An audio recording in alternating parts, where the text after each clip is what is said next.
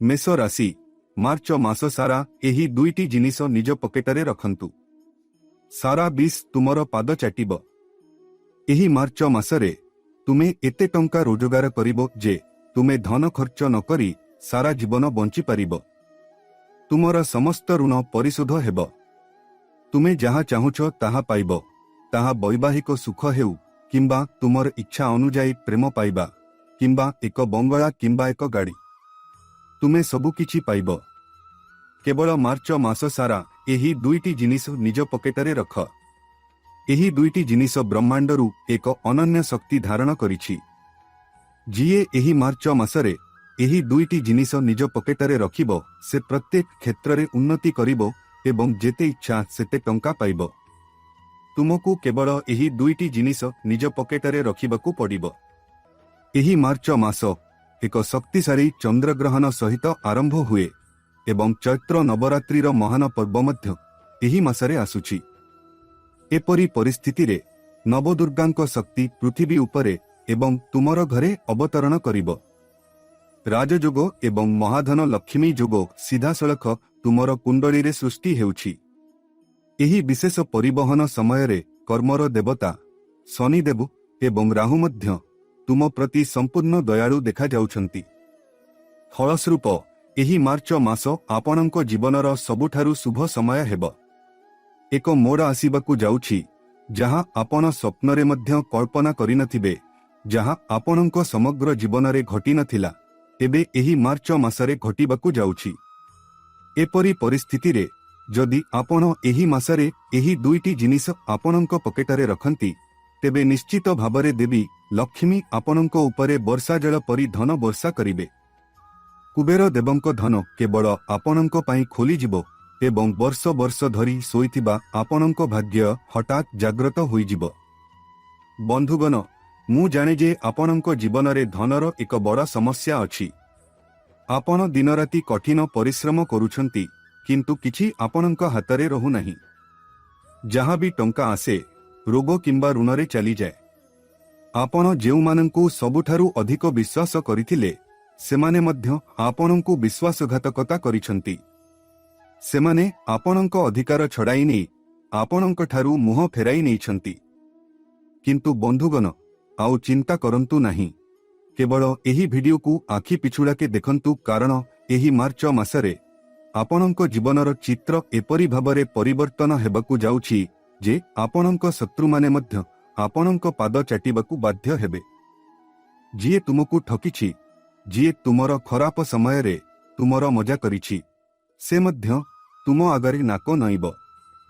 जिए गतकाली पर्यंत तुमकू देखि निज बाटरे चलीथिला, जिए एही दुईटी जिनिस बदलाउथिला, से एबे समाजरे तुमर प्रशंसा करिबो। कारण जहार पकेटरे एही दुईटी जिनिस अछि से केवल समाजरे नाम अर्जन करे नाही, बरं समग्र सहर को शासन करे एवं निजर पताका उड़ाए।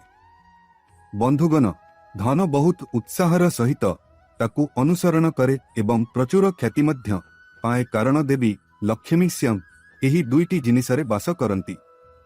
एही मार्च मास मध्य आश्चर्यजनक कारण होली एवं चैत्र नवरात्रिर महान पर्वर दिव्य संजोग एकत्र घटुछि।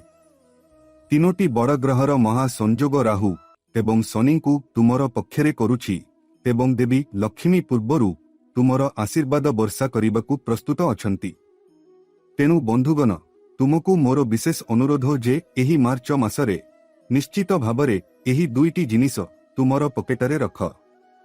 तुमे निज आखिरे देखिबो जे तुमे जहाँ चाहुछ ताहा तुमर पाद तले रहिबो। तुमको जेते टंका दरकार सेतिकी मिलिबो। देख, किए धन चाहू नाही?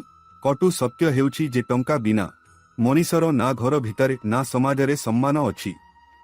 जदि तुमर पकेट पूर्ण अछि एवं तुमर बैंक बालांसरे टंका अछि तेबे समस्ते तुमको नतमस्तक होई प्रणाम करिबे। किंतु जदि तुमे टंका रोजगार करुनाह, जदि तुमर पकेट खाली अछि तेबे तुमर संपर्कीय माने मध्य तुमको सम्मान देबे नाही। तुमको घरे तात्सल्यर सम्मुखीन हेबाकू पड़िबो। एहा एही कलिजुगर भ्रम। किंतु बंधुगण, समस्तंक पाखरे टंका रहिबा संभव नुहे, कारण देवी लक्ष्मी समस्तंक सहित रुहंती नाही। किंतु वर्तमान ଏହି ମାସରୁ ଦେବୀ ଲକ୍ଷ୍ମୀ କେବଳ ତୁମ ସହିତ ରହିବେ ନାହିଁ, ବରଂ ତୁମ ପ୍ରତି ସମ୍ପୂର୍ଣ୍ଣ ଦୟାଳୁ ହେବେ। ଏତେ ଟଙ୍କା ଆସିବ ଯେ ଟଙ୍କା ସମ୍ଭାଳିବା ପାଇଁ ସେଫ୍ କମ୍ ହୋଇଯିବ। କେବଳ ଏହି ଦୁଇଟି ଜିନିଷ ତୁମ ପକେଟରେ ରଖ, କିନ୍ତୁ ସବୁଠାରୁ ବଡ଼ ସର୍ତ୍ତ ଅଛି, କାହାକୁ ଏହା ବିଷୟରେ ଟିକେ ବି ଜାଣିବାକୁ ଦିଅ ନାହିଁ। ଯଦି ତୁମେ କାହାକୁ କୁହ, ତୁମେ ଗାଳି ଦେବ, ତୁମକୁ ଅଭିଶାପ ଦିଆଯିବ ଏବଂ ତାପରେ ଚମତ୍କାର ଘଟିବ ନାହିଁ। ସେଥିପାଇଁ ଚୁପଚାପ କୌଣସି ବଡ଼ କଥା ନ କରି ଏହି ଉପଚାର ନିଜେ କର। ଏବେ ତୁମର ହୃଦୟ ଦ୍ରୁତ ଗତିରେ ଧଡ଼କୁଥିବ, ଭାବୁଛି ଗୁରୁଡ଼ି, ସେହି ଦୁଇଟି ଯାଦୁକରୀ ଜିନିଷ କ'ଣ? ତେଣୁ ଆସନ୍ତୁ, ଏହି ଭିଡିଓରେ ମୁଁ ସମସ୍ତ ରହସ୍ୟମୟ ସୂଚନା ପ୍ରକାଶ କରିବି ଆପଣଙ୍କ ସାମ୍ନାରେ। କିନ୍ତୁ ତା ପୂର୍ବରୁ ମୋର ଏକ ଛୋଟ ଅନୁରୋଧ, ଯଦି ଆପଣ ଭିଡିଓଟିକୁ ପସନ୍ଦ କରିନାହାନ୍ତି ତେବେ ଏହାକୁ ଏବେ ଲାଇକ୍ କରନ୍ତୁ। ମୁଁ କାହା ପାଇଁ ଦିନରାତି ଏତେ ଗଭୀର ଏବଂ ଗୁରୁତ୍ୱପୂର୍ଣ୍ଣ ଭିଡିଓ ତିଆରି କରିବାକୁ ପରିଶ୍ରମ କରେ, କେବଳ ଆପଣଙ୍କ ପାଇଁ। ଏବଂ ଯେତେବେଳେ ଆପଣମାନେ ଭିଡିଓଟିକୁ ପସନ୍ଦ କରନ୍ତି ନାହିଁ, ତେବେ ଏହା ମୋ ହୃଦୟକୁ ବହୁତ କଷ୍ଟ ଦିଏ। ମୋର ପୂର୍ଣ୍ଣ ବିଶ୍ୱାସ ଅଛି ଯେ ଆପଣମାନେ ମୋତେ ନିରାଶ କରିବେ ନାହିଁ। ବନ୍ଧୁଗଣ, ଏବେ ଯାଆନ୍ତୁ ଏବଂ ଭିଡିଓକୁ ଲାଇକ୍ କରନ୍ତୁ ଏବଂ ସର୍ବପ୍ରଥମେ ତଳେ ଥିବା କମେଣ୍ଟ ବକ୍ସରେ ସଚ୍ଚା ହୃଦୟ ଏବଂ ଅଟଳ ବିଶ୍ୱାସ ସହିତ ହର ହର ମହାଦେବ ଲେଖନ୍ତୁ। ଯିଏ ଆଜି କମେଣ୍ଟ ବକ୍ସରେ ହର ହର ମହାଦେବ ଲେଖନ୍ତି, ମୁଁ ଦାବି କରୁଛି ଯେ ଆଗାମୀ 24 ଘଣ୍ଟା ମଧ୍ୟରେ ତାଙ୍କୁ ଏକ ବହୁତ ଭଲ ଖବର ମିଳିବ। ଏବଂ ମୋର ପ୍ରିୟ ବନ୍ଧୁଗଣ, ଯଦି ଆପଣ ଆପଣଙ୍କ ଜୀବନରେ କୌଣସି ଗମ୍ଭୀର ସମସ୍ୟାର ସମ୍ମୁଖୀନ ହେଉଛନ୍ତି, ଯଦି କୌଣସି ସମସ୍ୟା ଆପଣଙ୍କୁ ଗ୍ରାସ କରୁଛି, ତେବେ ଭୟଭୀତ ହୁଅନ୍ତୁ ନାହିଁ। ମୋତେ ଆପଣଙ୍କ ସମସ୍ୟା କମେଣ୍ଟରେ କୌଣସି ସଂକୋଚ ନ କରି କୁହନ୍ତୁ। ମୁଁ ଆପଣଙ୍କୁ ଆପଣଙ୍କ ସମସ୍ତ ସମସ୍ୟାକୁ ମୂଳରୁ ଦୂର କରିବାର ନିଶ୍ଚିତ ସମାଧାନ କହିବି, ତାହା ମଧ୍ୟ ସମ୍ପୂର୍ଣ୍ଣ ମାଗଣା। ତେଣୁ ଆସନ୍ତୁ ପ୍ରକୃତ ରହସ୍ୟ ଆଡ଼କୁ ଅଗ୍ରସର ହେବା। ଦେଖନ୍ତୁ ବନ୍ଧୁଗଣ, ଏହି ଦୁଇଟି ଜିନିଷ ପୁରୁଣା ସମୟରେ ଚକ୍ରବର୍ତ୍ତୀ ରାଜା, ମହାରାଜା ଏବଂ ସିଦ୍ଧ ପୁରୁଷମାନେ ବ୍ୟବହାର କରୁଥିଲେ।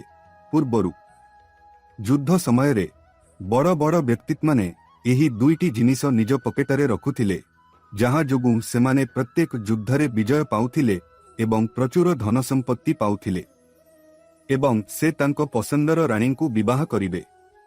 ତେଣୁ ବନ୍ଧୁଗଣ, ଯଦି ଆପଣ ମଧ୍ୟ ନିଜ ପସନ୍ଦର ରାଣୀଙ୍କୁ ବିବାହ କରିବାକୁ ଚାହୁଁଛନ୍ତି, କାହାର ହଜିଯାଇଥିବା ପ୍ରେମକୁ ଫେରି ପାଇବାକୁ ଚାହୁଁଛନ୍ତି, କିମ୍ବା ଆପଣଙ୍କ ବିବାହରେ ବାଧା ଦୂର କରିବାକୁ ଚାହୁଁଛନ୍ତି, ତେବେ ଆପଣ ଏହି ଜିନିଷଟିକୁ ଆପଣଙ୍କ ପକେଟରେ ରଖିପାରିବେ। ଯଦି ଆପଣ ଭାରି ଋଣରେ ହଜିଯାଇଛନ୍ତି, ତେବେ ମୁଁ ଆପଣଙ୍କୁ ଏହାର ନିଶ୍ଚିତ ସମାଧାନ ମଧ୍ୟ କହିବି। ବନ୍ଧୁଗଣ, ଆଜି ମୁଁ ଏହି ଭିଡିଓରେ ଆପଣଙ୍କୁ ଜୀବନର ପ୍ରତ୍ୟେକ ସମସ୍ୟାର ତାଲା ଖୋଲିବାର ଚାବି ଦେବାକୁ ଯାଉଛି। ତେଣୁ ଆରମ୍ଭରୁ ଶେଷ ପର୍ଯ୍ୟନ୍ତ ମୋ ସହିତ ଯୋଡ଼ି ରୁହନ୍ତୁ, ଯାହାଦ୍ୱାରା ଆପଣ କିଛି ହରାଇବେ ନାହିଁ। ବନ୍ଧୁଗଣ, କେବଳ ଦୁଇ ପ୍ରକାରର ଲୋକ ଧନ ଉପରେ ଗର୍ବ କରନ୍ତି। ପ୍ରଥମ ବ୍ୟକ୍ତି ଯିଏ କଠିନ ପରିଶ୍ରମ ବିନା ପୈତୃକ ସମ୍ପତ୍ତି ପାଇଛନ୍ତି ଏବଂ ଦ୍ୱିତୀୟ ବ୍ୟକ୍ତି ଯିଏ ଠକେଇ ମାଧ୍ୟମରେ ଟଙ୍କା ରୋଜଗାର କରିଛନ୍ତି। ତେଣୁ ଯେତେବେଳେ ଆପଣଙ୍କର ପ୍ରଚୁର ଧନ ଥାଏ, କେବେ ବି ଆପଣଙ୍କ ଧନ ଉପରେ ଗର୍ବ କରନ୍ତୁ ନାହିଁ। ସମସ୍ତେ କଠିନ ପରିଶ୍ରମ କରନ୍ତି ଏବଂ ସମସ୍ତେ ଧନ ପାଆନ୍ତି। ଦାତା ହେଉଛନ୍ତି ପରମେଶ୍ୱର, ଆମର ନିଜର କୌଣସି ସ୍ଥିତି ନାହିଁ। ତେଣୁ କେବଳ ଆପଣଙ୍କ ମୁଣ୍ଡ ନଇଁ ସେହି ପ୍ରଭୁଙ୍କୁ ଧନ୍ୟବାଦ ଦିଅନ୍ତୁ। ଏବେ ଆସନ୍ତୁ ଏକ ବଡ଼ ଭୁଲ ଧାରଣା ବିଷୟରେ କଥା ହେବା। ପ୍ରାୟତଃ ଲୋକମାନେ କୁହନ୍ତି ଯେ ଗୁରୁଡ଼ି, ମୋର ପୂର୍ବପୁରୁଷଙ୍କ ଅଭିଶାପ ଅଛି, ମୋର ପୂର୍ବପୁରୁଷମାନେ ମୋତେ ଯନ୍ତ୍ରଣା ଦେଉଛନ୍ତି। ତେଣୁ ସତର୍କ ରୁହନ୍ତୁ। ଶୁଣ, ପ୍ରତ୍ୟେକ ବିଫଳତା କିମ୍ବା ଦାରିଦ୍ର୍ୟ ପିତୃ ଦୋଷ ଦ୍ୱାରା ହୁଏ ନାହିଁ। ପିତୃଦୋଷର କିଛି ନିର୍ଦ୍ଦିଷ୍ଟ ଲକ୍ଷଣ ଅଛି, ଯାହାକୁ ବୁଝିବା ପରେ ଆମେ ପ୍ରକୃତରେ ପିତୃଦୋଷ ଅଛି କି ନାହିଁ ତାହା ନିର୍ଣ୍ଣୟ କରିବାରେ ସାହାଯ୍ୟ କରିପାରିବ। ବନ୍ଧୁଗଣ, ଆଜି ମୁଁ ତୁମର ଏହି ସବୁଠାରୁ ବଡ଼ ଭୁଲ ଧାରଣାକୁ ଦୂର କରିବି। ଯଦି ତୁମର ଜୀବନରେ ଶାନ୍ତି କିମ୍ବା ଧନର ଅଭାବ ଅଛି, ତେବେ ଏହାର ଅର୍ଥ ଏହା ନୁହେଁ ଯେ ତୁମର ପିତୃଦୋଷ ଅଛି। ଜୀବନରେ ଅନେକ ଗ୍ରହ ଦୋଷ ଏବଂ ସମସ୍ୟାର କାରଣ ଅଛି। ତୁମକୁ ଏହା ବୁଝିବାକୁ ପଡ଼ିବ, କିନ୍ତୁ ତୁମେ କିପରି ସଠିକ୍ ଭାବରେ ନିର୍ଣ୍ଣୟ କରିବ ଯେ ତୁମର ପିତୃଦୋଷ ଅଛି କି ନାହିଁ?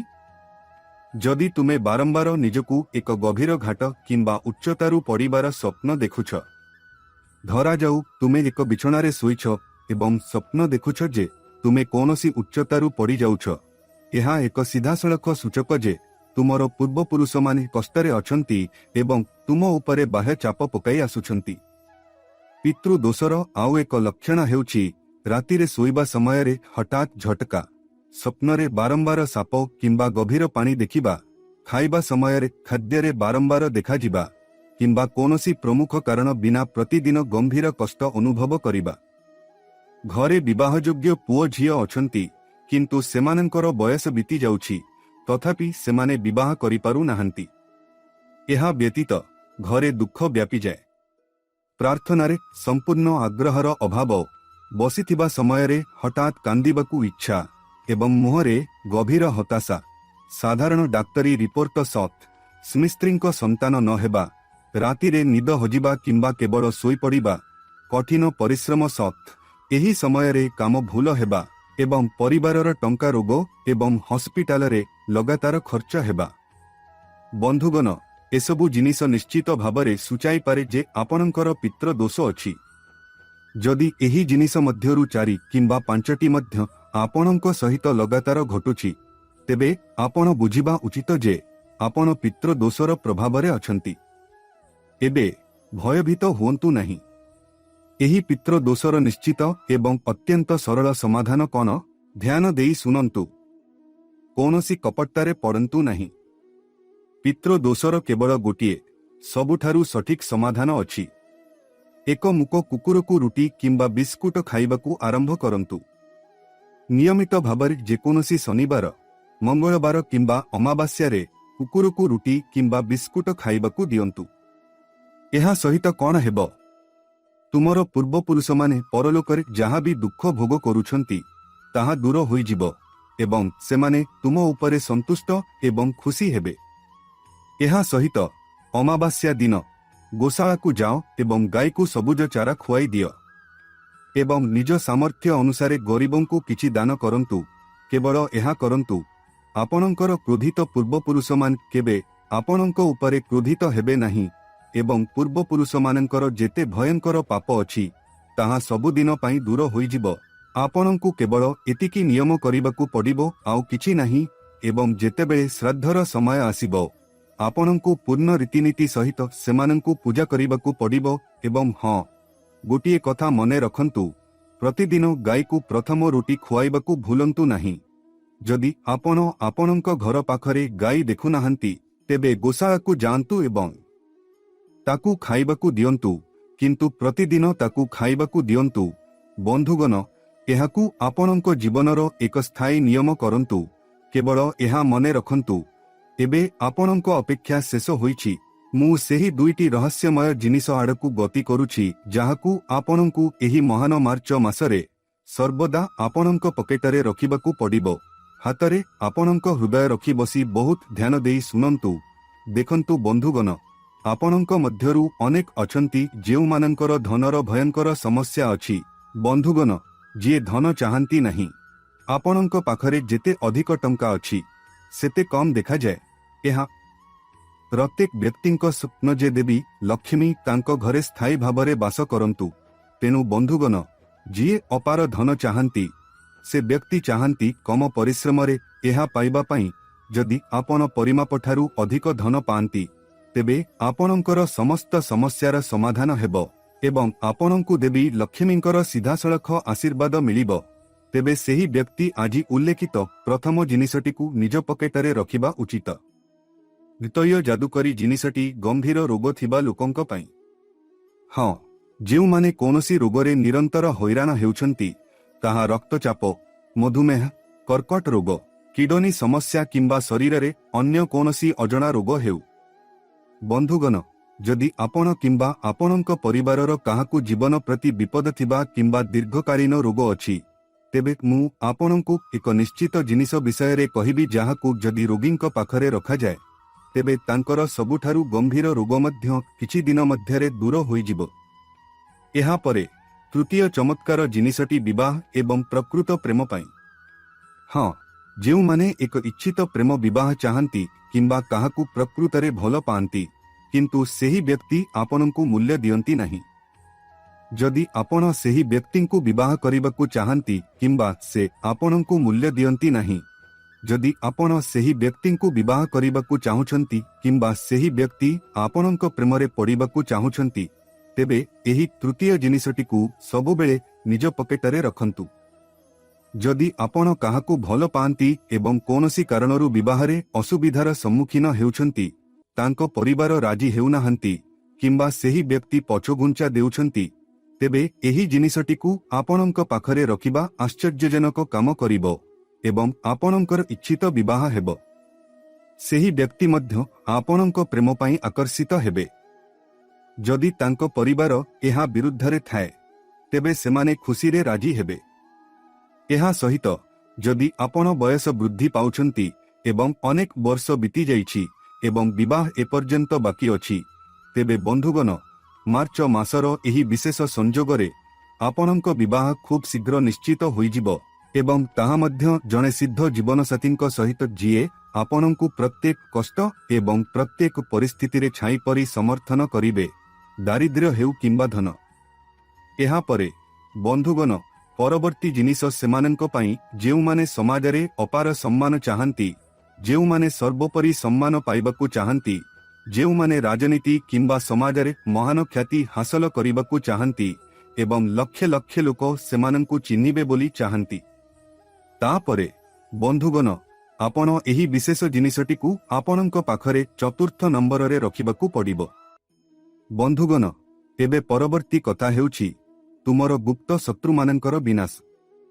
हाँ, जेउ मानंकर शत्रु माने तुमको बहुत हैरान करंती, तुम पछरे कला जादू करंती किंबा कला जादू द्वारा तुमको नष्ट करिबाकु चाहंती किंबा तुमर सुखमय घर बारंबार काहार खराब नजररे प्रभावित हुए, जदि तुमे शत्रु मानंक चालद्रा भांगी पड़ एवं हठात प्रत्येक कामरे बाधा सृष्टि हुए, तेबे बंधुगण एही शेष अर्थात पंचम संख्यार घातक जिनिसटिकु निज पाखरे रखंतु। मु दाबी करुछि जे तुमर कोनोसी शत्रु तुमको टिके भी क्षति करि परिबो नाही।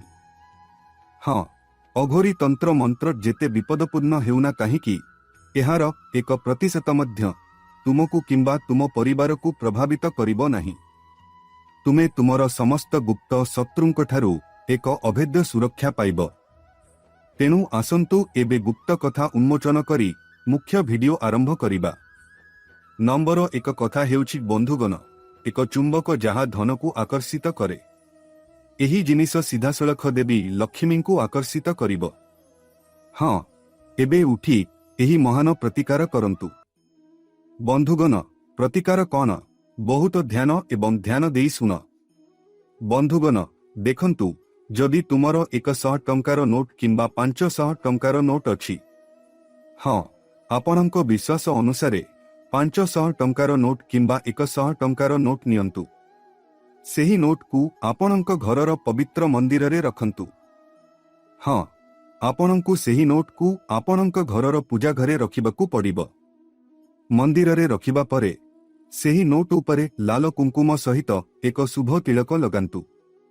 हाँ, आपणकु सेही नोट उपरे तिलक लगाई किछि गोटा चाउल एवं अक्षत अर्पण करिबाकु पड़िब। किछि शुद्ध मेहंदी लगांतु। दीपावली रे आपण जेउ सत्य विश्वास सहित देवी लक्ष्मी को पूजा करंती, सेहीपरि आपणकु सेही नोट पूजा करिबाकु पड़िब। प्रथमे सेही नोट उपरे टिके पवित्र गंगा जल छिंचंतु एवं तापरे धूप एवं दीप जाली उपयुक्त रीतिनीति सहित सेही नोट पूजा करंतु। आपण पूजा करि सारिछंती। एहा परे आपणकु सेही मंत्रित नोट को सारा राति पई आपणक घरर मंदिर रे रखिबाकु पड़िब। परदिन शीघ्र उठी भल भाबरे स्नान करी सफा होई सेही मंत्रित नोट को बहुत सतर्कतार सहित आपणक पर्सरे रखिबाकु पड़िब। मने रखंतु जे भूलरे मध्य आपण केबे भी सेही नोट खर्च करिबा उचित नुहे। जीवन सारा एहाकु आपणक पर्सरे एक धन परी सुरक्षित रखंतु। बंधुगण सेही नोटटिकु आपणक पर्सरे रखंतु। एक छोट घंटा तैयारी करंतु। एहाकु मोड़ी आपणक पर्सर एक गुप्त स्थान रे रखंतु। आपण निज आखिरे एही चमत्कार देखिबे जेबेठारु आपण सेही सिद्ध नोटकु आपणक पर्सरे रखिछंती। चारि दिगरु आपणक जीवन को बहुत धन आकर्षित हेउछि। ଗୋଟିଏ ନୁହେଁ, ଦୁଇଟି ନୁହେଁ, ବରଂ ଅନେକ ନୂତନ ଉପାୟରୁ ଟଙ୍କା ଆସିବା ଆରମ୍ଭ କରିବ। ହଠାତ୍ ଆପଣଙ୍କୁ କୌଣସି ସ୍ଥାନରେ ଅଟକି ରହିଥିବା ବିପୁଳ ପରିମାଣର ଟଙ୍କା ମିଳିବ। ଆପଣଙ୍କ ଚାକିରିରେ ଏକ ଜବରଦସ୍ତ ପଦୋନ୍ନତି ମିଳିବ ଏବଂ ବ୍ୟବସାୟରେ ମଧ୍ୟ 4 ଗୁଣ ବୃଦ୍ଧି ହେବ। ଦେବୀ ଲକ୍ଷ୍ମୀ ସ୍ୱୟଂ ଆପଣଙ୍କ ଘରକୁ ଆସି ଆପଣଙ୍କ ଉପରେ ତାଙ୍କର ଅସୀମ ଆଶୀର୍ବାଦ ବୃଷ୍ଟି କରିବେ। ବନ୍ଧୁଗଣ, ଆପଣ ମାର୍ଚ୍ଚ ମାସରେ ଏହି ଚମତ୍କାର ଉପାୟ ଅବଲମ୍ବନ କରିବା ଉଚିତ। ଏହି ଉପାୟ କରିବା ଦ୍ୱାରା ଆପଣଙ୍କୁ ଦେବୀ ଲକ୍ଷ୍ମୀଙ୍କର ଏପରି ଆଶୀର୍ବାଦ ମିଳିବ ଯେ ଆପଣଙ୍କ ଉପରେ ଯେଉଁ ସବୁ ନକାରାତ୍ମକ ଶକ୍ତି ବାସ କରୁଥିଲା, ଯାହାଦ୍ୱାରା ଆପଣଙ୍କ ଜୀବନରେ ଦାରିଦ୍ର୍ୟ ଏବଂ ଟଙ୍କାର ଅଭାବ ଥିଲା, ତାହା ସବୁଦିନ ପାଇଁ ନଷ୍ଟ ହୋଇଯିବ। ବର୍ତ୍ତମାନ ପରବର୍ତ୍ତୀ ମହାନ ଉପାୟ ହେଉଛି ଋଣ ଭାରରେ ବୁଡ଼ି ରହିଥିବା ଲୋକଙ୍କ ପାଇଁ। ହଁ ବନ୍ଧୁଗଣ, ଯଦି ଆପଣ ଆପଣଙ୍କ ଜୀବନରେ ପାହାଡ଼ ଭଳି ଋଣ ଦ୍ୱାରା ବହୁତ କଷ୍ଟ ପାଉଛନ୍ତି, ଦେଖ ବନ୍ଧୁଗଣ, ତୁମେ କଠିନ ପରିଶ୍ରମ କରି ଟଙ୍କା ରୋଜଗାର କର, କିନ୍ତୁ ଋଣୀ ସମସ୍ତ ଟଙ୍କା ନେଇଯାଏ। ତୁମକୁ ଋଣର ବଡ଼ କିସ୍ତି ଦେବାକୁ ପଡ଼େ। ସୁଧ ପରିଶୋଧ କରିବା ଦ୍ୱାରା ତୁମର ମେରୁ ଭାଙ୍ଗିଯାଏ ଏବଂ ତୁମ ହାତରେ କେବଳ ଗୋଟିଏ ଟଙ୍କା ରହିଯାଏ। ଯଦି ତୁମର ଗୋଟିଏ ବି ଫାଟ ନାହିଁ, ତେବେ ତୁମେ ଏହି ନିଶ୍ଚିତ ସମାଧାନ ଚେଷ୍ଟା କରିବା ଉଚିତ। କ'ଣ କରିବ? ବହୁତ ଧ୍ୟାନ ଦେଇ ଶୁଣ। ଯେତେବେଳେ ତୁମେ ରାତିରେ ଶୋଇବାକୁ ଯାଅ, ହଁ, ଯେତେବେଳେ ତୁମେ ରାତିରେ ଶୋଇବ, ତୁମର ତକିଆ ପାଖରେ କଞ୍ଚା କ୍ଷୀର ଭର୍ତ୍ତି ଏକ ତମ୍ବା କିମ୍ବା ପିତ୍ତଳ ପାତ୍ର ରଖ। ହଁ, ଏକ ସଫା ପାତ୍ର ନିଅ, ସେଥିରେ କ୍ଷୀର ଢାଳି ତୁମର ତକିଆ ପାଖରେ ରଖ। ସେହି କ୍ଷୀରକୁ ସାରା ରାତି ତକିଆ ପାଖରେ ରହିବାକୁ ଦିଅ ଏବଂ ପରଦିନ ସକାଳେ କିଛି ନ କହି ଘରୁ ବାହାରକୁ ଯାଅ ଏବଂ ସେହି କ୍ଷୀରକୁ ମୂକ କୁକୁରମାନଙ୍କୁ ଖୁଆଇ ଦିଅ। ହଁ, ସେହି କ୍ଷୀର କୁକୁରମାନଙ୍କୁ ଖୁଆଇ ଦିଅ। ଏହା ସହିତ ତୁମ ମୁଣ୍ଡ ଉପରେ ଗ୍ରହର ଯେତେ ଭାରୀ ଋଣ ଅଛି, ତୁମର ଯେତେ ମାନସିକ ଏବଂ ଆର୍ଥିକ ବୋଝ ଅଛି, ସେ ସବୁ ବୋଝ ଚମତ୍କାର ଭାବରେ ଦୂର ହୋଇଯିବ।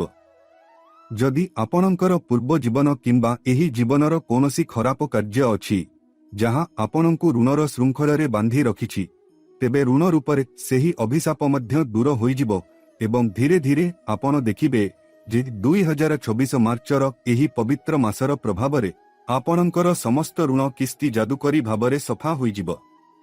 ଯେଉଁ ବ୍ୟକ୍ତି ଆପଣଙ୍କଠାରୁ ଟଙ୍କା ଋଣ ନେବାକୁ ପଡ଼ିବ, ସେ ପ୍ରତ୍ୟେକ ଟଙ୍କାରୁ ମୁକ୍ତ ହୋଇଯିବ। ବନ୍ଧୁଗଣ, ବ୍ରହ୍ମାଣ୍ଡର କୌଣସି ସ୍ଥାନରୁ ଏପରି ଆଶ୍ଚର୍ଯ୍ୟଜନକ ଘଟଣା ଘଟିବ। ଆପଣଙ୍କୁ ସବୁଦିନ ପାଇଁ ଋଣ ପାଇବାର ବ୍ୟବସ୍ଥା କରିବ ଏବଂ ଆପଣ ଋଣ ଜାଲରୁ ସମ୍ପୂର୍ଣ୍ଣ ବାହାରି ଆସିବେ। ତେବେ ନିଶ୍ଚିତ ଭାବରେ ଏହି ଶକ୍ତିଶାଳୀ ଉପଚାର ଚେଷ୍ଟା କରନ୍ତୁ। ପରବର୍ତ୍ତୀ ପ୍ରମାଣିତ ଉପଚାର ହେଉଛି ପ୍ରକୃତ ପ୍ରେମ ବିବାହ ପାଇଁ କିମ୍ବା ଯେଉଁମାନେ ଲକ୍ଷ୍ୟ ଚେଷ୍ଟା ପରେ ମଧ୍ୟ ବିବାହ କରୁନାହାନ୍ତି ସେମାନଙ୍କ ପାଇଁ। କ'ଣ କରିବେ? ନିଶ୍ୱାସ ବନ୍ଦ କରି ଶୁଣନ୍ତୁ ଏବଂ ବହୁତ ଧ୍ୟାନ ସହିତ ଶୁଣନ୍ତୁ। ଦେଖନ୍ତୁ, ଯଦି ଆପଣ ଆପଣଙ୍କ ବିବାହରେ ବାରମ୍ବାର ବାଧା ସୃଷ୍ଟି କରୁଛନ୍ତି, ତେବେ ଆଜି ହିଁ ଏହି ଉପଚାର ଚେଷ୍ଟା କରନ୍ତୁ। ଯଦି ଆପଣଙ୍କ ସମ୍ପର୍କୀୟ କିମ୍ବା ପରିଚିତ ବ୍ୟକ୍ତିଙ୍କ ମଧ୍ୟରୁ କାହାର ବିବାହ ଅଟକି ଯାଇଛି, ତେବେ ଆପଣ ସେମାନଙ୍କୁ ମଧ୍ୟ ଏହି ପୁଣ୍ୟ ଉପଚାର କହିପାରିବେ। ବନ୍ଧୁଗଣ, କ'ଣ କରିବେ? ବହୁତ ଧ୍ୟାନ ସହିତ ଶୁଣନ୍ତୁ। ଆପଣଙ୍କୁ ଆପଣଙ୍କ ନିକଟସ୍ଥ ଯେକୌଣସି ସିଦ୍ଧ ଶ୍ରୀ ରାଧାକୃଷ୍ଣ ମନ୍ଦିରକୁ ଯିବାକୁ ପଡ଼ିବ। ହଁ, ଭଗବାନ ରାଧା କୃଷ୍ଣଙ୍କ ମନ୍ଦିରକୁ ଯିବା ପରେ ଆପଣଙ୍କୁ ପୂର୍ଣ୍ଣ ଭକ୍ତି ସହିତ ଭଗବାନ ଶ୍ରୀ କୃଷ୍ଣଙ୍କୁ ଏକ ସୁନ୍ଦର ମୟୂର ପର ଅର୍ପଣ କରିବାକୁ ପଡ଼ିବ। ଆପଣଙ୍କ ଘରୁ ଏକ ମୟୂର ପର ନିଅନ୍ତୁ ଏବଂ ସେହି ମୟୂର ପରକୁ ଭଗବାନ ଶ୍ରୀକୃଷ୍ଣ ଏବଂ ଶ୍ରୀ ରାଧାରାଣୀଙ୍କ ପବିତ୍ର ପାଦରେ ରଖନ୍ତୁ। ସେଠାରେ କିଛି ସମୟ ପାଇଁ ମନ୍ଦିର ପରିସରରେ ବସି ଆଖି ବନ୍ଦ କରି ଭଗବାନଙ୍କ ଧ୍ୟାନ କରନ୍ତୁ। ସଚ୍ଚା ହୃଦୟରେ ରାଧା ରାଧା ନାମ ଜପ କରନ୍ତୁ। ରାଧା କୃଷ୍ଣ ନାମ ଜପ କରନ୍ତୁ। ହରେ କୃଷ୍ଣ ମହାମନ୍ତ୍ର ଜପ କରନ୍ତୁ ଏବଂ ଫେରିବା ସମୟରେ ପୁରୋହିତଙ୍କଠାରୁ ଅନୁମତି ନିଅନ୍ତୁ କିମ୍ବା ସ୍ୱୟଂ ଭଗବାନଙ୍କ ପାଦରୁ ସେହି ମୟୂର ପରକୁ ଆଶୀର୍ବାଦ କରନ୍ତୁ। ଫର୍ମଟି ଉଠାଇ ସବୁଦିନ ପାଇଁ ଆପଣଙ୍କ ପକେଟ କିମ୍ବା ପର୍ସରେ ରଖନ୍ତୁ। ହଁ ବନ୍ଧୁମାନେ, ଯଦି ମୟୂର ପର ଟିକେ ଛୋଟ, ତେବେ ଏହା ବହୁତ ଭଲ, କାରଣ ଯଦି ଏହା ଏକ ଛୋଟ ମୟୂର ପର, ତେବେ ଆପଣ ଏହାକୁ ମୋଡ଼ି ନ ହୋଇ ସୁରକ୍ଷିତ ଭାବରେ ଆପଣଙ୍କ ପର୍ସରେ ରଖିପାରିବେ।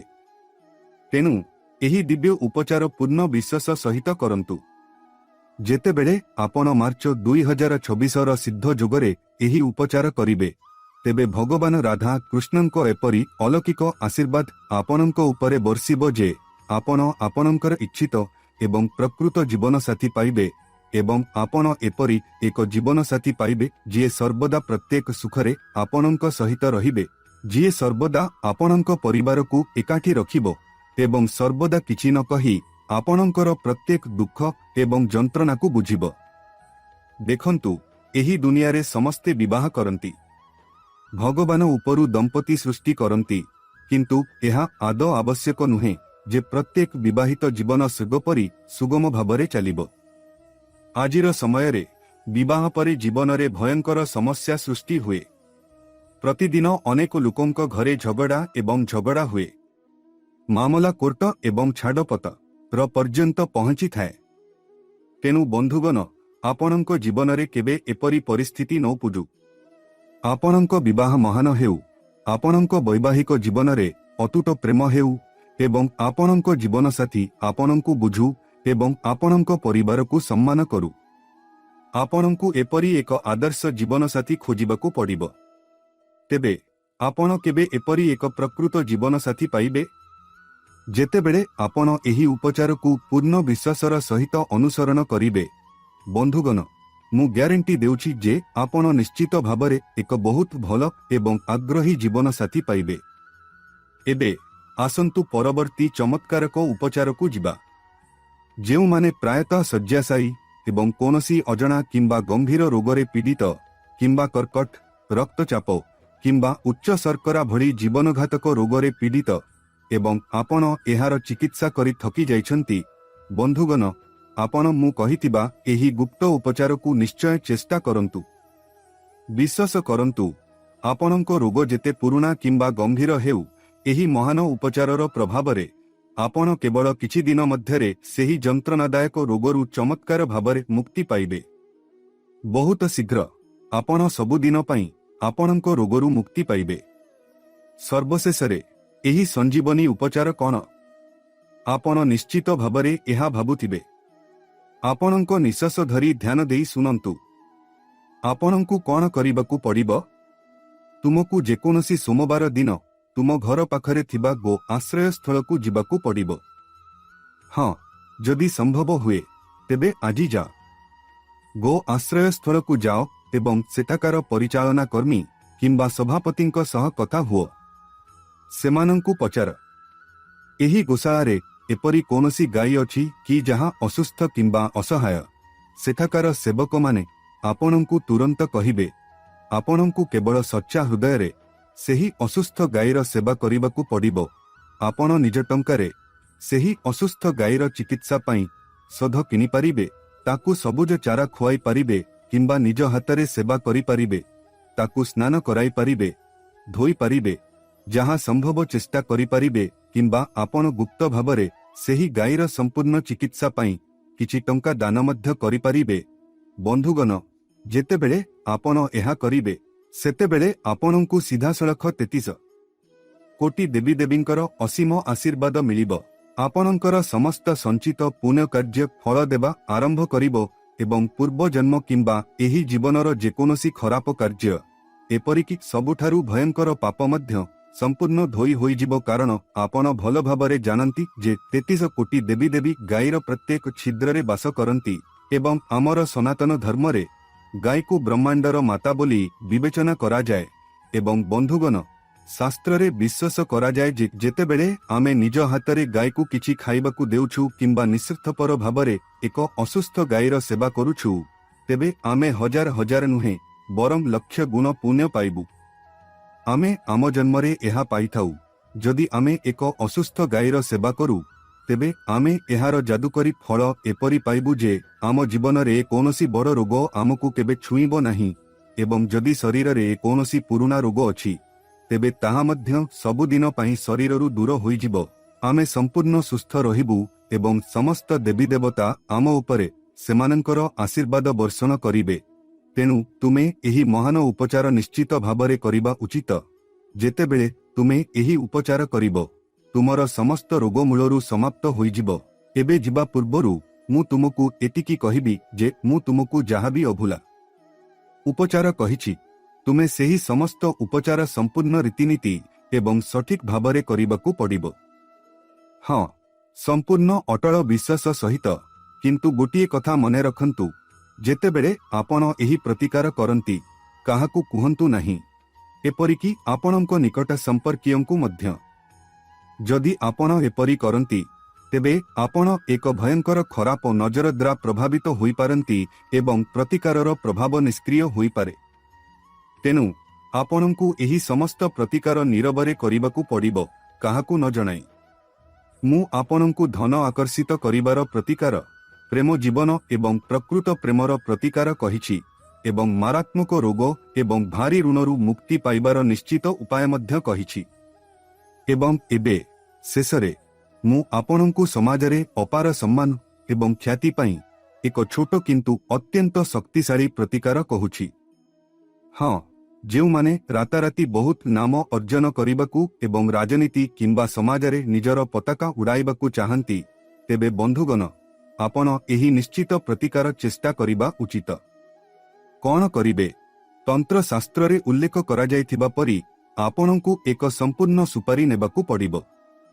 ହଁ, ଶୁଖିଲା ସୁପାରି, ଯାହା ସମ୍ପୂର୍ଣ୍ଣ ଅର୍ଥାତ୍ ସମ୍ପୂର୍ଣ୍ଣ ସୁପାରି। ଆପଣଙ୍କୁ ଏହାକୁ ଆପଣଙ୍କ ପର୍ସ କିମ୍ବା ଆପଣଙ୍କ ପକେଟରେ ସର୍ବଦା ରଖିବାକୁ ପଡ଼ିବ, କିନ୍ତୁ ଏହାକୁ ସିଧାସଳଖ ରଖନ୍ତୁ ନାହିଁ। ପ୍ରଥମେ ସେହି ସୁପାରିକୁ ଆପଣଙ୍କ ଘର ମନ୍ଦିରରେ ନେଇ ଯାଆନ୍ତୁ ଏବଂ ମାତା ଦେବୀଙ୍କୁ ଅର୍ପଣ କରନ୍ତୁ। ଏହାକୁ ଲକ୍ଷ୍ମୀଙ୍କ ପାଦ ପାଖରେ ରଖନ୍ତୁ ଏବଂ ରୀତିନୀତି ଅନୁସାରେ ପୂଜା କରନ୍ତୁ ଏବଂ ତାପରେ ଏହାକୁ ଏକ ଲାଲ କପଡ଼ାରେ ଗୁଡ଼ାଇ ଆପଣଙ୍କ ପକେଟ କିମ୍ବା ପର୍ସରେ ରଖନ୍ତୁ। ଏହା କରିବା ଦ୍ୱାରା ଆପଣ ଏତେ ନାମ, ଖ୍ୟାତି ଏବଂ ପ୍ରତିଷ୍ଠା ପାଇବେ ଯେ ଲୋକମାନେ ଦେଖୁଥିବେ। ବନ୍ଧୁଗଣ, ଆପଣ ନିଶ୍ଚିତ ଭାବରେ ଏହି ଅବିଶ୍ୱସନୀୟ ତାନ୍ତ୍ରିକ ଉପଚାରକୁ ପ୍ରମାଣିତ କରିପାରିବେ। ଏହା ସହିତ ଯିବା ପୂର୍ବରୁ ମୁଁ ଆପଣଙ୍କୁ ପୁଣି ଥରେ ମନେ ପକାଇ ଦେଉଛି ଯେ ବନ୍ଧୁଗଣ, ଏହି ମାର୍ଚ୍ଚ ମାସ ଆପଣଙ୍କ ପାଇଁ ଏକ ସୁବର୍ଣ୍ଣ ସମୟ ହେବାକୁ ଯାଉଛି। ଆପଣଙ୍କୁ ଅନେକ ନୂତନ ଜୀବନ ପରିବର୍ତ୍ତନକାରୀ ସୁଯୋଗ ମିଳିବ। ଆପଣଙ୍କୁ ଧନ ଏବଂ ଟଙ୍କା ରୋଜଗାର କରିବାର ଏପରି ସୁଯୋଗ ମିଳିବ ଯାହା କେବେ ଫେରିବ ନାହିଁ। ଯଦି ଆପଣ ପୂର୍ଣ୍ଣ ନିଷ୍ଠାର ସହିତ ଚାହାନ୍ତି, ତେବେ ଆପଣ ଏହି ମାସରେ ପ୍ରଚୁର ଟଙ୍କା ରୋଜଗାର କରି ଆପଣଙ୍କର 7 ପିଲାଙ୍କ ଜୀବନକୁ ଉନ୍ନତ କରିପାରିବେ ଏବଂ ପ୍ରଚୁର ଖ୍ୟାତି ମଧ୍ୟ ପାଇପାରିବେ। ବନ୍ଧୁଗଣ, ଆପଣଙ୍କୁ ଆଜି ହିଁ ଆପଣଙ୍କ ଭିତରେ ଥିବା ଆଳସ୍ୟକୁ ତ୍ୟାଗ କରିବାକୁ ପଡ଼ିବ ଏବଂ ଆପଣଙ୍କର ସମସ୍ତ ଖରାପ ଅଭ୍ୟାସକୁ ମୂଳରୁ ଦୂର କରିବାକୁ ପଡ଼ିବ। ତେବେ ଆପଣ ଏସବୁ ଏବଂ ତାହା ମଧ୍ୟ ବହୁତ ସହଜରେ ପାଇବେ। ମୁଁ ତୁମକୁ କହିଦେଉଛି ଯେ ଦେଖ, ପରମ ପିତା ଶ୍ରୀକୃଷ୍ଣ ଜୀ ଗୀତାରେ ସ୍ପଷ୍ଟ ଭାବରେ କହିଛନ୍ତି ଯେ କେବେ ବି ସନ୍ଦେହ ଏବଂ ଅବିଶ୍ୱାସକୁ ତୁମ ମନରେ ସ୍ଥାନ ଦିଅ ନାହିଁ। ଯେତେବେଳେ ତୁମେ ସବୁକିଛି ଛାଡ଼ି କେବଳ ମୋ ଉପରେ ପୂର୍ଣ୍ଣ ବିଶ୍ୱାସ ରଖ, ସେତେବେଳେ ମୁଁ ତୁମର ହୃଦୟକୁ ପୂର୍ଣ୍ଣ କରିଦେବି। ମୁଁ ତୁମକୁ ସ୍ପଷ୍ଟ ଚିନ୍ତାଧାରା ଏବଂ ବଡ଼ ବଡ଼ କଷ୍ଟକୁ ମଧ୍ୟ ସାମ୍ନା କରିବା ପାଇଁ ଅଟଳ ସାହସରେ ପୂର୍ଣ୍ଣ କରିବି। ତେଣୁ ବନ୍ଧୁମାନେ, ସର୍ବଦା ତୁମର ପ୍ରିୟ ଈଶ୍ୱରଙ୍କ ପ୍ରତି ଏହି ଅଟଳ ବିଶ୍ୱାସ ବଜାୟ ରଖ। ଜୀବନରେ ଏହି 2ଟି ତିକ୍ତ କିନ୍ତୁ ସତ୍ୟ ନିୟମ ସର୍ବଦା ମନେ ରଖ। ଯଦି ଜଣେ ବନ୍ଧୁ ଖୁସି ଅଛି, ତେବେ ନିମନ୍ତ୍ରଣ ବିନା କେବେ ତାଙ୍କ ପାଖକୁ ଯାଅ ନାହିଁ। ଏବଂ ଯଦି ଜଣେ ବନ୍ଧୁ ଦୁଃଖୀ ଅଛି, ତେବେ କେବେ ନିମନ୍ତ୍ରଣ ପାଇଁ ଅପେକ୍ଷା କର ନାହିଁ। ଅର୍ଥାତ୍ ଯଦି ତୁମର ବନ୍ଧୁ କିମ୍ବା ତୁମର ସମ୍ପର୍କୀୟ ଖୁସି ଏବଂ ସମୃଦ୍ଧ, ତେବେ ନିମନ୍ତ୍ରିତ ନ ହୋଇ ତାଙ୍କ ଘରକୁ ଯାଇ ନିଜର ସମ୍ମାନକୁ ହ୍ରାସ କର ନାହିଁ। ଏବଂ ଯେତେବେଳେ ସେହି ବନ୍ଧୁ କିମ୍ବା ତୁମର ସମ୍ପର୍କୀୟ ଗଭୀର ଦୁଃଖରେ ଥାନ୍ତି କିମ୍ବା କୌଣସି କାରଣରୁ ଗଭୀର ଭାବରେ ବିଚଳିତ ଥାନ୍ତି, ତେବେ ତାଙ୍କ ଡାକରାକୁ ଅପେକ୍ଷା କର ନାହିଁ। ତୁମର ମହାନତା ଦେଖାଅ, ଚୁପଚାପ ଯାଅ ଏବଂ ତାଙ୍କୁ ସମସ୍ତ ପ୍ରକାରେ ସାହାଯ୍ୟ କର। ବନ୍ଧୁମାନେ, ସର୍ବଦା ଏହି 2ଟି ମନ୍ତ୍ରକୁ ତୁମର ଆତ୍ମାରେ ମନେ ରଖ। ଯେତେବେଳେ ତୁମର ଅଭିଜ୍ଞତା ବଡ଼ ହେବ, ତୁମେ ଗଭୀର ଭାବରେ ଅନୁଭବ କରିବ ଯେ ଜୀବନରେ ତୁମେ ଅନେକ ସ୍ୱାର୍ଥପର ଲୋକଙ୍କୁ ଅଯଥାରେ ଗୁରୁତ୍ୱ ଦେଇଛ। ତୁମେ ସେହି ମୁହଁଗୁଡ଼ିକୁ ଗୁରୁତ୍ୱ ଦେଇଥିଲେ ଯାହାର ପ୍ରକୃତରେ ତୁମ ଜୀବନରେ କୌଣସି ମୂଲ୍ୟ ନଥିଲା କିମ୍ବା ସେମାନେ ତୁମର ସଫଳତାରେ ଯୋଗଦାନ ଦେଇନଥିଲେ। ବନ୍ଧୁଗଣ, ଆଜି ତୁମ ସହିତ ଠିଆ ହୋଇଥିବା ଭିଡ଼, ଏହା ସମ୍ଭବ ଯେ ଆଗାମୀ 2 ବର୍ଷ ମଧ୍ୟରେ ସେହି ସମସ୍ତ ସ୍ୱାର୍ଥପର ଲୋକ ତୁମକୁ ଅଧା ବାଟରେ ଛାଡ଼ି ତୁମଠାରୁ ମାଇଲ ଦୂରକୁ ଚାଲିଯାଇପାରନ୍ତି। ସେମାନଙ୍କ ସହିତ ଏକ ଖୁସି ଏବଂ ଖେଳୁଆଡ଼ ସମ୍ପର୍କ ଗଢ଼ି ତୋଳିବ। ବର୍ତ୍ତମାନ ତୁମର ଯେଉଁ ସମ୍ପର୍କ ଅଛି ତାହା ସମୟର ପରୀକ୍ଷାରେ ଛିଡ଼ା ନ ହୋଇପାରେ। ଆଜି ପଛକୁ ଦେଖ। ତୁମର ଅତୀତରେ ଏପରି ଅନେକ ସମ୍ପର୍କ ନିଶ୍ଚୟ ରହିବ ଯେଉଁମାନେ ପୂର୍ବରୁ ତୁମର ବହୁତ ନିକଟତର ଥିଲେ। ସେମାନେ ତୁମ ବିନା ଗୋଟିଏ ମୁହୂର୍ତ୍ତ ମଧ୍ୟ ବଞ୍ଚିପାରିବେ ନାହିଁ। କିନ୍ତୁ ଆଜି ସେମାନେ ତୁମ ସହିତ ଅଛନ୍ତି କି? ସମ୍ପୂର୍ଣ୍ଣ ନୁହେଁ। ତେଣୁ ବନ୍ଧୁଗଣ, ଏହି ସ୍ୱାର୍ଥପର ଦୁନିଆରେ ଯେତେବେଳେ ତୁମେ ଆଗକୁ ବଢ଼ିବ, ସମୟ ବିତିଯିବ ଏବଂ ବୟସ ହ୍ରାସ ପାଇବ, ଅନେକ ନକଲି ସମ୍ପର୍କ ତୁମକୁ ଛାଡ଼ିଯିବ ଏବଂ ଶେଷରେ କେବଳ ଗୋଟିଏ କିମ୍ବା 2ଟି ଲୋକ ତୁମ ସହିତ ରହିବେ। ଏବଂ ସେହି କିଛି ଲୋକ, ବନ୍ଧୁ, ତୁମର ଜୀବନର ପ୍ରକୃତ ହୀରା ହେବେ, ତୁମର ମୂଲ୍ୟବାନ ସମୟର ପ୍ରକୃତ ମାଲିକ।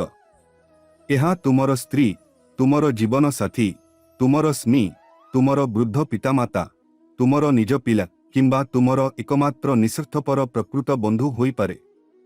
ତେଣୁ ବନ୍ଧୁଗଣ, ତୁମର ଶେଷ ନିଶ୍ୱାସ ପର୍ଯ୍ୟନ୍ତ କେବଳ ସେହି କିଛି ଲୋକଙ୍କ ସହିତ ଯୋଡ଼ି ହୁଅ। ତେବେ ବନ୍ଧୁଗଣ, ଆଜିର ଏହି ସୂଚନାପ୍ରଦ ଏବଂ ରହସ୍ୟମୟ ଭିଡ଼ିଓରେ ଏତିକି। ମୁଁ ଆନ୍ତରିକ ଭାବରେ ଆଶା କରୁଛି ଯେ ଏହି ସ୍ୱତନ୍ତ୍ର ଭିଡ଼ିଓଟି ଆପଣଙ୍କ ହୃଦୟକୁ ଛୁଇଁଥିବ। ଯଦି ଆପଣ ଭିଡ଼ିଓଟିକୁ ପସନ୍ଦ କରିଛନ୍ତି ତେବେ ଏହାକୁ ହୃଦୟରୁ ଲାଇକ୍ କରନ୍ତୁ ଏବଂ ଏହି ପରିବାରରେ ଯୋଗ ଦେବା ପାଇଁ ଚ୍ୟାନେଲକୁ ସବସ୍କ୍ରାଇବ କରନ୍ତୁ। ବର୍ତ୍ତମାନ ପାଇଁ ସମସ୍ତ ପ୍ରିୟ ଦର୍ଶକଙ୍କୁ ହୃଦୟରୁ ଧନ୍ୟବାଦ। ଧନ୍ୟବାଦ। ଜୟ ମାତା ଦି। ହର ହର ମହାଦେବ। ଦେଖନ୍ତୁ ବନ୍ଧୁଗଣ, ଆଜି ଏହି ଭିଡ଼ିଓରେ ଗୁରୁଜୀ ମେଷ ରାଶି ବିଷୟରେ 2ଟି କଥା କହିଛନ୍ତି ଯାହାକୁ ଆପଣ ଏହି ମାର୍ଚ୍ଚ ମାସରେ ଆପଣଙ୍କ ନିଜ ସମସ୍ୟା ଅନୁସାରେ ଆପଣଙ୍କ ପକେଟରେ ରଖିବା ଉଚିତ। କାରଣ ବନ୍ଧୁଗଣ, ଏହି ମାର୍ଚ୍ଚ ମାସରେ ଅନେକ ବଡ଼ ବଡ଼ ଘଟଣା ଘଟିବ। ଏହି ମାର୍ଚ୍ଚ ମାସ କୌଣସି ସାଧାରଣ ମାସ ନୁହେଁ। ଏହି ମାସ ଚନ୍ଦ୍ରଗ୍ରହଣ ସହିତ ଆରମ୍ଭ ହେବ ଏବଂ ଚୈତ୍ର ନବରାତ୍ରି ସହିତ ଶେଷ ହେବ। କାରଣ ଏହି ମାସ ଦେବତାମାନଙ୍କ ଶକ୍ତି, ବ୍ରହ୍ମାଣ୍ଡର ଶକ୍ତି ପୃଥିବୀରେ ସକ୍ରିୟ ରହିବ। ତେଣୁ ଏପରି ପରିସ୍ଥିତିରେ ଆପଣଙ୍କ ସମ୍ପୂର୍ଣ୍ଣ ଭାଗ୍ୟ ପରିବର୍ତ୍ତନ ହେବାର ସମ୍ଭାବନା ବହୁତ ଅଧିକ। ଆପଣ ଆପଣଙ୍କର ବନ୍ଦ ଭାଗ୍ୟକୁ ଉଜ୍ଜଳ କରିପାରିବେ। ତେଣୁ ଏହି ବିଶେଷ ଉପଚାର କରନ୍ତୁ ଯାହା କୁହାଯାଇଛି, କାରଣ ବ୍ରହ୍ମାଣ୍ଡର ଶକ୍ତି ଏହି 2ଟି ଜିନିଷରେ ନିହିତ ଅଛି ଏବଂ ଗୁରୁଜୀଙ୍କ ଭବିଷ୍ୟବାଣୀ କେବେ ଭୁଲ ହୁଏ ନାହିଁ। ଏବଂ ଯଦି ଆପଣଙ୍କୁ କୌଣସି ବିଶେଷ ସୂଚନା ଆବଶ୍ୟକ ହୁଏ, ଯଦି ଆପଣଙ୍କର କୌଣସି ସମସ୍ୟା ଅଛି, ତେବେ ଆମକୁ କମେଣ୍ଟରେ କୁହନ୍ତୁ। ଗୁରୁଜୀ ଆପଣଙ୍କ ସମସ୍ତ ପ୍ରଶ୍ନର ଉତ୍ତର ଦେବେ। ବର୍ତ୍ତମାନ ପାଇଁ ଆପଣଙ୍କୁ ବହୁତ ବହୁତ ଧନ୍ୟବାଦ। ଆମେ କାଲି ପୁଣି ଏକ ନୂତନ ଭିଡ଼ିଓରେ ଆପଣଙ୍କ ଜୀବନ ସହିତ ଜଡ଼ିତ ଏକ ନୂତନ ବିଷୟ ସହିତ ଦେଖା କରିବୁ।